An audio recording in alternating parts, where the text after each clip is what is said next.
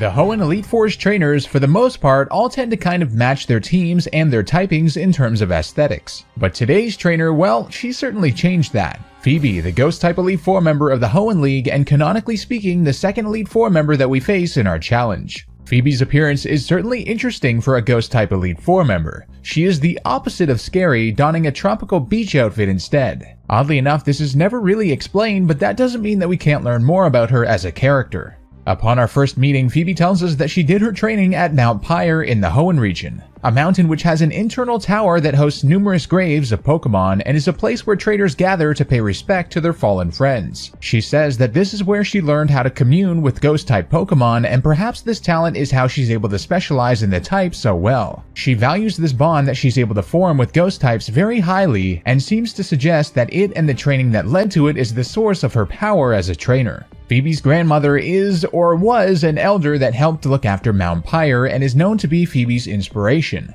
Interestingly, in Omega Ruby and Alpha Sapphire, after the Delta episode postgame, if the player goes to Mount Pyre, her grandmother is no longer there, and they'll run into Phoebe, who is seemingly talking to no one beside a gravestone. She then says that her grandma was actually talking about the player and that they seem to have made a lasting impression on her. She was also seen laughing while she was talking, and in Masters, she said that her grandma used to always tell her a joke to make her laugh. In Masters, Phoebe also says, "When I was a member of the Elite Four and the Pokemon League, I couldn't see my grandma. That made me sad." Meaning she eventually gave up her Elite Four position, or her grandma is no longer around, since she talks in past tense. This is unconfirmed, but it seems that Phoebe's grandma may have passed away, and Phoebe took a liking to the player because of her grandma's fondness of them.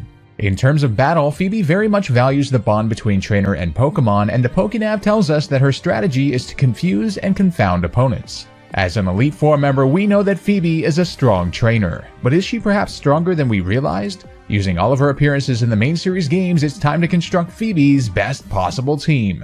It's time to find out her true power. The first time we can encounter Phoebe occurs in the original Generation 3 games Pokemon Ruby and Sapphire, where she serves as the second Elite Four member in the Hoenn League. After having likely used some fighting Pokemon to handle Sydney before her, Phoebe's Pokemon serve as quite a threat and have a good mix defensively and offensively. In this battle, she starts with a Dusclops at level 48, followed by a Banette at level 49, a second Banette also at level 49, a Sableye at level 50, and finally a second Dusclops at level 51 and holding a Citrus Berry, giving it some extra bulk. Between status moves and offensive capabilities, Phoebe's team can definitely wear a challenging trainer down if they're not careful. Phoebe is next found in Generation 3's third version game, Pokemon Emerald, under similar circumstances as the originals, where she has the same 5 Pokemon at the same levels. Although her team's order has changed, with Sableye switching positions with the second Banette, and there have been some moveset upgrades too, including her first Dusclops now having Protect to stall with status or residual damage moves like Curse and Confuse Ray, and her Sableye now having Double Team to make it even more difficult to hit and take down. Phoebe's final appearance in the main series games occurs in the Ruby and Sapphire remakes Pokemon Omega Ruby and Alpha Sapphire, where she can actually be battled on 2 separate occasions, unlike in the originals. In the first battle, she has her Dusclops, Banette, Sableye, and second Banette all at level 51, and finally a brand new development. Her second Dusclops has now evolved into a Dusknoir, which is at level 53, with all the elemental punches making it quite a beast in terms of coverage. However, this is not the strongest that we see her team.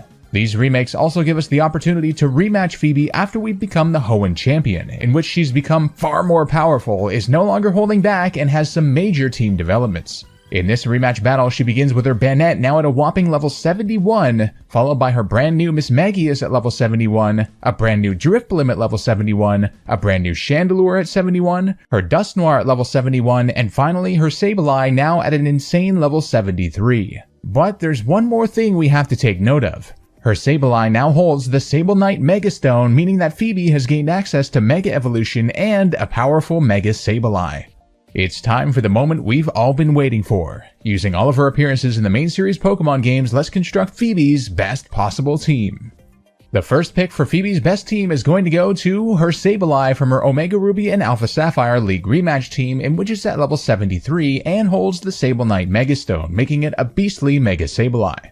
In the full Pokédex metagame, Mega Sableye currently stands in the OU or Overused tier in competitive battling, the second best tier after Ubers. Mega Sableye's base stats are quite crazy with an unreal 125 in defense and 115 in special defense, along with 85 in both offenses, although its HP and speed are quite poor. What makes Mega Sableye really terrifying though is its Dark and Ghost typing, which means it's immune to 3 whole types, resists 1, and only has one single weakness, Fairy. Pair this with the Magic Bounce ability to bounce back any status or hazard moves, and this is a defensive beast that is very hard to wear down. Phoebe runs her Mega Sableye in an interesting way with all offensive moves like Stab Shadow Claw, Stab Foul Play, Power Gem for coverage, and Fake Out for priority. Mega Sableye would definitely be run better as a more defensive Pokemon though, with moves like Stab Knockoff, Will-O-Wisp to burn, Recover to get health back, Calm Mind to raise its special defense and special attack, or even Protect to scout out moves and rack up burn damage. Mega Sableye is a defensive monster that can cripple physical attackers with a burn and helps out the team a lot with its Magic Bounce ability too.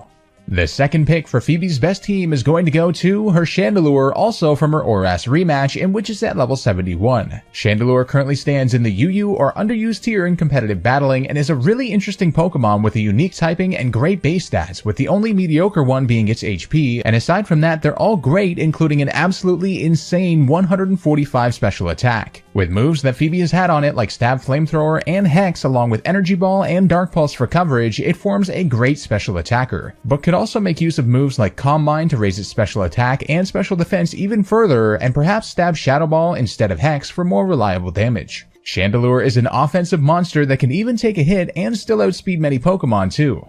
The third spot is going to go to Phoebe's Mismagius, which is at level 71. Mismagius currently stands in the NU or Never Used tier in competitive battling, but can be quite a great and underrated Pokemon. Mismagius' base stat spread is really interesting with a fantastic 105 in special attack, special defense, and speed, but a mediocre 60 in its other 3 stats. This means that it forms a great special sweeper and can still tank some special moves too. Phoebe has Stab Shadow Ball on hers, along with Power Gem and Thunderbolt for coverage and Pain Split for utility. Mismagius can also learn Nasty Plot to raise its special attack to insane levels though, and is a great user of Thunder Wave to paralyze opponents since it will be able to outspeed most of them and pull it off before they attack. Mismagius adds some great speed to an otherwise slower and bulkier team.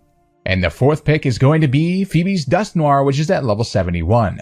Dusknoir is currently untiered in competitive battling, but it can definitely help this team out with a physically offensive tankier presence with a great 100 attack stat, but also an insane 135 in both defense and special defense. Phoebe's moveset on hers is definitely not optimal as it uses a special stab move in Hex, followed by 3 elemental punches, Fire Punch, Ice Punch, and Thunder Punch. Moves like Stab Priority Shadow Sneak to make up for its poor speed, or Stab Shadow Punch, Earthquake for great power and coverage, and Pain Split for potential recovery would definitely serve it well however, and would give it a great tank-like presence for this team. And the second last spot for Phoebe's best team is going to go to her Drifblim, which is also at level 71. Drifblim is currently untiered in competitive battling, but it definitely has its own niche that it can fulfill. Its base stats include an absolutely monstrous 150 in HP, as well as a solid 80 in attack, 90 in special attack, and 80 in speed, with its defenses being fairly poor but more than made up for by its HP. Phoebe's Drifblim has an interesting set with Stab Phantom Force and Stab Acrobatics, which doubles in power if the Drifblim doesn't hold an item, as well as Icy Wind and Psychic for coverage, making it a sort of mixed attacker. This could definitely be upgraded though, especially if Phoebe has an ability capsule, as it can get the ability Unburden, which doubles its speed if it loses its item. Paired with the Citrus Berry, this means Drifblim could power up with Calm Mind, take an attack, have the Citrus Berry activate to restore health, and then unleash with double speed with moves like Shadow Ball, Thunderbolt, etc. Or it could even run a physical set with double power, Stab Acrobatics, Knockoff, and more.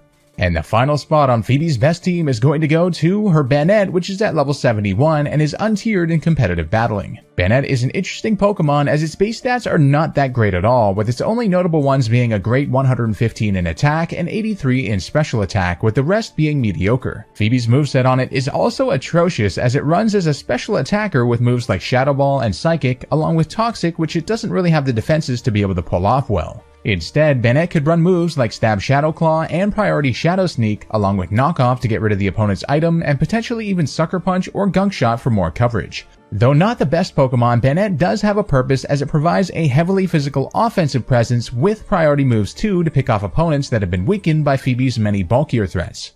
Although this is Phoebe's best team, she does have a couple other Pokemon that are worth mentioning, with the first being her level 51 Dusclops, which we haven't seen since her original ORAS match, so we don't know if it's any higher than level 51. Otherwise, with an Eviolite item, it could very well replace Dusknoir at the right level. Finally, she does have a second Banette, but the same situation applies here as we haven't seen it higher than level 51, and it is a duplicate Pokemon after all. Well, there we go everyone, we have discovered Phoebe's true power and unveiled her strongest possible team in the main series games.